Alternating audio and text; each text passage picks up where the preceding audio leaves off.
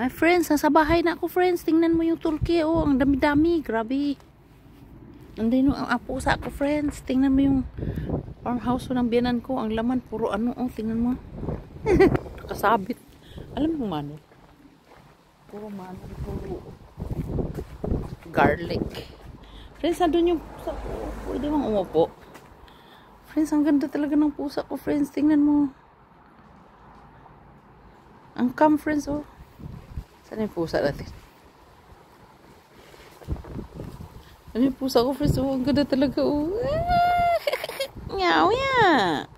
Uy, kurukiye po ne? Nya. Kung maglinis muna tayo. Friends, ang ganda talaga friends. Oh, grabe. Yung bundok na yan friends. Oh. Tsaka yung bundok doon. Ang ganda na takpan ng farmhouse. Oh. Tsaka ng budiga ng biyanan ko. Grabe. Gusto ko sana kayong ipasyal eh. Wala na akong maipasyal.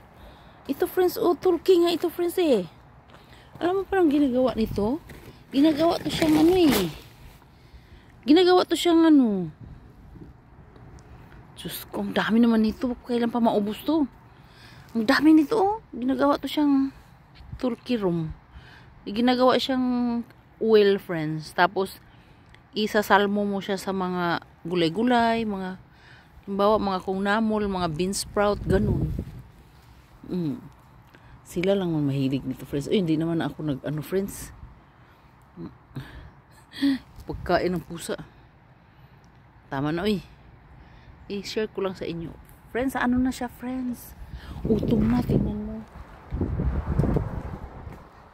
Dito lang kasi bawal i-featured ang bahay eh. Ano, friends, pag umupo ako sa sala, nakikita ko yan, oh, yung bundok na yan sa harap sa sala namin. Pag umupo ka sa sopa.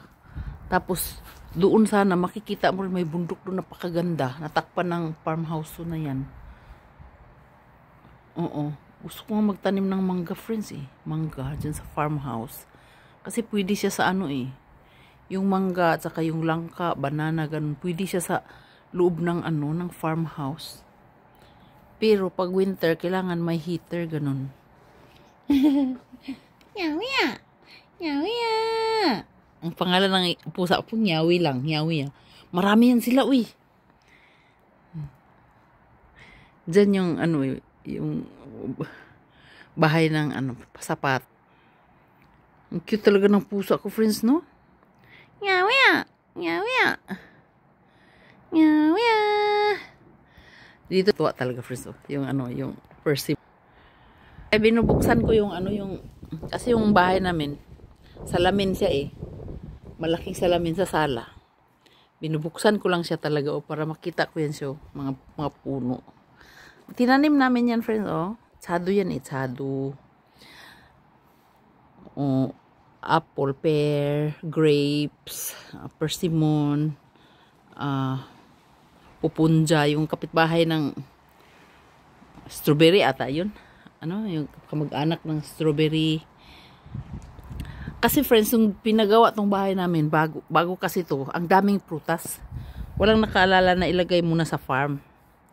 Eh ngayon, yun nga eh, yung grapes nga na yan eh, tinambakan lang ng mga bato-bato yan eh. Pero lumabas yan, no? Kusa siyang lumabas pala. Kawawa yung grapes na yan, ano? Naipit-ipit na yung kanyang mga ugat-ugat. Pero ang dami pa rin niyang bunga, friends. Super. Hindi namin kayang kainin. Pangkain lang naman sila, no? Kaya ang ginagawa namin juice. Oo. Ginagawa namin silang juice doon sa kungkangon. Hinahalo-halo namin yung seeds ng okra,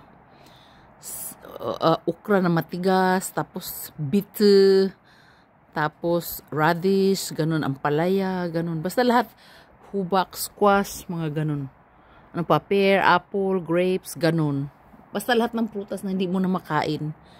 Paggawa mo ng juice, ang sarap friends. Ay, grabe. Napaka-fresh niya, napakasarap. Ang pear, lumabas yung ano, parang nanglilitaw yung lasa ng pear juice. At saka tetsu pala. Sarap. Ang sarap talaga, grabe. Hindi na kami bumibili ng juice, ano. Yun lang ang kinakain namin. Itong persimmon, oh, ang sarap. Malalaking persimmon yan. Kasi friends, nung binili namin yung mga puno, may bunga na siya, may bulaklak na siya, kaya ang bilis lang niyang namunga, ano.